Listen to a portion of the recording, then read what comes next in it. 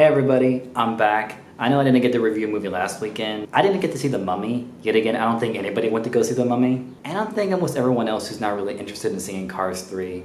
So this time around, I decided to go ahead and review a comedy. And that is the new movie, Rough Night. This raunchy comedy is directed by female director Lucia Agnello and it stars Scarlett Johansson and Jillian Bell and a bunch of other female actors all having a crazy night in Miami. Something tragic, something bad happens, and so they decide to try to cover up some of the stuff that happens while also still trying to have a fun night for Scarlett Johansson's bachelorette party. And so pretty much this comedy is sort of like a version of like a bunch of other comedies we've seen before. There's going to be a lot of things that you're going to be reminded of from other movies. In terms of like the scenario and whatnot, I feel like this is like The Hangover, but with a female cast. And like I said, this is my first time reviewing a comedy, so this review might go by really quickly because I don't really have that much to say about it. Just there's a couple thoughts, but nothing too specific. It's not like a movie that I was like looking forward to all year long, alright? And Rough Night wasn't exactly a movie that made me laugh that much either.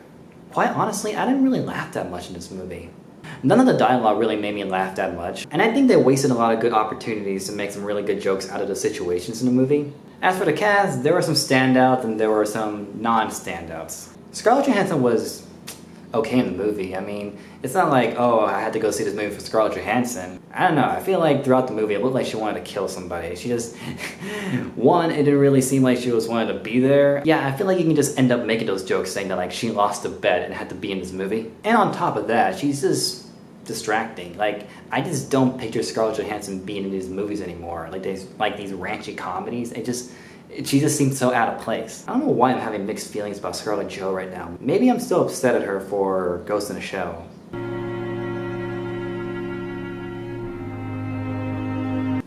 Oh, sorry.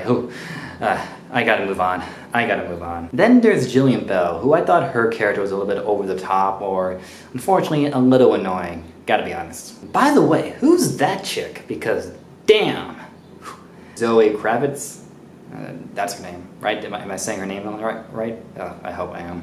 The standout for me though is Lana Glazer. I thought she was hilarious. I thought she had the best lines, I thought she had the best moments. And then we got Kate McKinnon, who I think is really funny. You know, I thought she was the best part of the Ghostbusters from 2016. In this movie, I don't think she's as funny as I've seen her before, but she was still funny. But I do need to make a comment right away. She plays an Australian character. Now, I'm not Australian, but I gotta say, I think that some Australians, if not a lot, might feel a little offended by her character.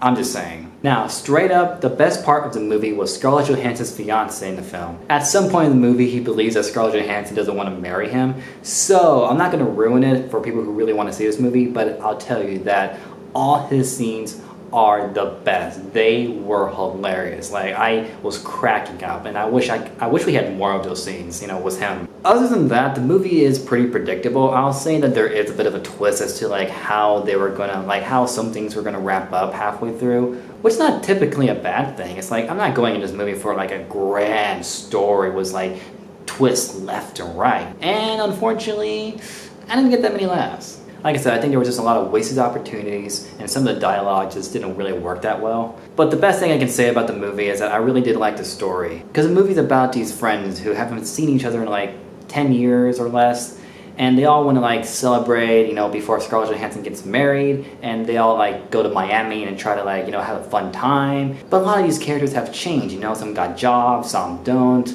and so they're all like, you know, trying to deal with like some of their own like personal feelings and whatnot. I think this movie did a good job of like touching upon different themes and different topics, kind of like letting go of the past and learning to just move on and to like be in the present and just focus on the things happening today. And so I thought the movie did a good job of like touching upon those kind of aspects of life. So unfortunately, I'm gonna go ahead and give Rough Night a 4 out of 10. Aside from a couple of funny characters and moments and a good story, the movie did feel a little disappointing. Not a lot of funny dialogue, not a lot of jokes, and just conflicting tones here and there. So if you like those raunchy comedies about characters that go out, get really wasted, do a lot of drugs, and get into some really weird scenarios and whatnot here and there, then I say give this movie a shot. So, those are my thoughts on Rough Night. Let me know what you guys think, and I'll see you guys next time. Peace out. I'll just say that I think this movie kind of gave me a rough night. Okay, I'm done. Bye.